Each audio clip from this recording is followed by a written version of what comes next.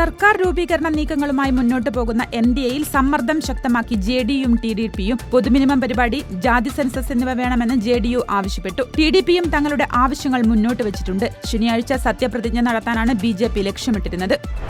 നരേന്ദ്രമോദിയുടെ തെരഞ്ഞെടുപ്പ് വിജയത്തിൽ UAE നേതാക്കൾ അഭിനന്ദിച്ചു. സുഹൃത്തിന് അഭിനന്ദനം അറിയിക്കുന്നതായി UAE president Sheikh Mohammed bin Zayed Al Nahyan ട്വിറ്ററിൽ കുറിച്ചു. Vice president Sheikh Mohammed bin Rashid Al മക്തൂമും അഭിനന്ദനം അറിയിച്ചു. ഗസയിൽ ഇസ്രായേൽ നടത്തിയ ആക്രമണത്തിൽ 30-ലധികം പേർ കൊല്ലപ്പെട്ടതായി റിപ്പോർട്ടുകൾ. കൊല്ലപ്പെട്ടവരിൽ 5 കുട്ടികളും ഉൾപ്പെടും. ഗസയിലെ സ്കൂളിൽ പ്രവർത്തിച്ചിരുന്ന അഭയാർത്ഥി കേന്ദ്രത്തിലാണ് ആക്രമണമുണ്ടായത്. അബുദാബിയിൽ മലയാളി യുവതിയെ കൈഞ്ഞരമ്പ് മുറിച്ച് മരിച്ച നിലയിൽ കണ്ടെത്തി. കണ്ണൂർ ചിറക്കൽ സ്വദേശിനി മനോജ്ഞയാണ് മരിച്ചത്. ഭർത്താവിനെയും കൈഞ്ഞരമ്പ് മുറിച്ച നിലയിൽ കണ്ടെത്തിയിട്ടുണ്ട്. ഇയാൾ അബുദാബിയിലെ ആശുപത്രിയിൽ ചികിത്സയിലാണ്. ദുബായിലെ 6 പ്രധാന കേന്ദ്രങ്ങളിൽ 7456 പുതിയ പാർക്കിംഗ് സംവിധാനം ഒരുക്കുന്നതായി അധികൃതർ. ജൂലൈ മാസം അവസാനത്തോടുകൂടിയാകും പുതിയ പെയ്ഡ് പാർക്കിംഗ് സംവിധാനങ്ങൾ നിലവിൽ വരിക.